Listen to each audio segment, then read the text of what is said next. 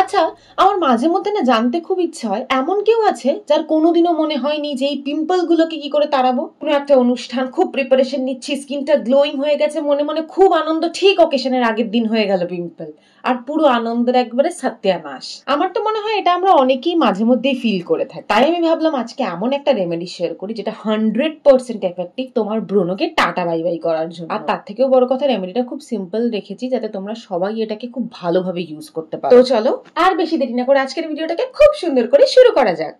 প্রথমে একটা বাটিতে 1 থেকে 1.5 চামচ মতো ওটস পাউডার, তার সাথে 2 চামচ মতো টক দই নিয়েছি, আমি এখানে ঘরে পাতা দই ইউজ করেছি। আর তার সাথে অ্যাড করেছি এটা মেন কি ইনগ্রিডিয়েন্ট, সেটা হচ্ছে খুব সামান্য পরিমাণে হলুদের গুঁড়ো। তোমরা দেখতেই পাচ্ছ আমি কইটুকুনি হলুদের গুঁড়ো ইউজ করেছি। আমি এখানে কিন্তু রান্নার হলুদের গুঁড়ো ইউজ করিনি, আমি এখানে কস্তুরি হলদি নিয়ে নিয়েছি। এই রেমেডিটা করার পরেও কিন্তু মুখে কোনো রকমের হলুদ ভাব থাকবে না। দেন এই তিনটাকে মিক্স করে একেবারে একটা ঠিক পেস্ট পেয়ে গেলাম। ফার্স্টে কাজ হলো পুরো মুখটাকে খুব ভালো করে ক্লিন করে নেওয়া। আর আমি ক্লিনজার হিসেবে কাঁচা দুধের থেকে বেশি মাস্ক কাউকেই দিতে পারি না, তাই কাঁচা দুধ দিয়ে আমি পুরো ফেসকে ভালো করে ক্লিন করে নিয়েছি। ফেস প্যাকটা কিন্তু কখনোই নোংরা ফেসে লাগাতে পারবে না। ক্লিনিং প্রসেসটা আমি খুব মন দিয়ে খুব ভালো করে করেছি, মোটামুটি 5 মিনিট ধরে করেছি। আমি পুরো কনফিডেন্ট ছিলাম স্কিনে আর কোনো রকমের ডার্ট নেই।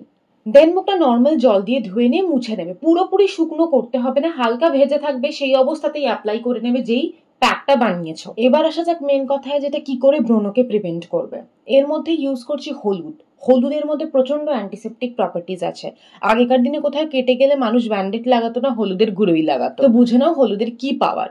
এটা বেসিক্যালি স্কিনে যেই সমস্ত ব্রণ হয়ে গেছে সেগুলোকে তো আস্তে আস্তে কমাবে এবং ভবিষ্যতেও যেন ব্রণ না হতে পারে সেই দিকেও খেয়াল রাখবে। আর যাদের সংশয় আছে তাদের আমি বলবো ডেফিনেটলি প্যাচ টেস্ট করে তারপরেই কিন্তু ইউজ করো। অ্যাপ্লিকেশন হয়ে যাওয়ার পর 30 মিনিটস মতো এটা ফেসে ছিল, নর্মাল জল দিয়ে মুখ ধুয়ে নিয়েছিলাম। দেন যেমন টোনার আর ময়শ্চারাইজার ইউজ করি সেটা তো করেইছি। আমি একটা কথা বলছি, যারা জেনুইনলি ব্রণ থেকে মুক্তি পেতে চাও, অনেক দিন ধরে ব্রণর সমস্যায় ভুগছো, তারা এই রেমেডিটাকে একবার ট্রাই করে দেখো। তোমরা 7 দিনের মধ্যে নিজেরাই ফিল করতে পারবে। সপ্তাহে এটাকে 3 থেকে 4 দিন ইউজ করো, কোনো অসুবিধা নেই। তো আজকের জন্য এই সুন্দর সিম্পল রেমেডিটাই থাক। খুব তাড়াতাড়ি আবার একটা নতুন ভিডিও নিয়ে তোমাদের সবার সাথে দেখা হচ্ছে। I N T L, it's never too late, bye for today.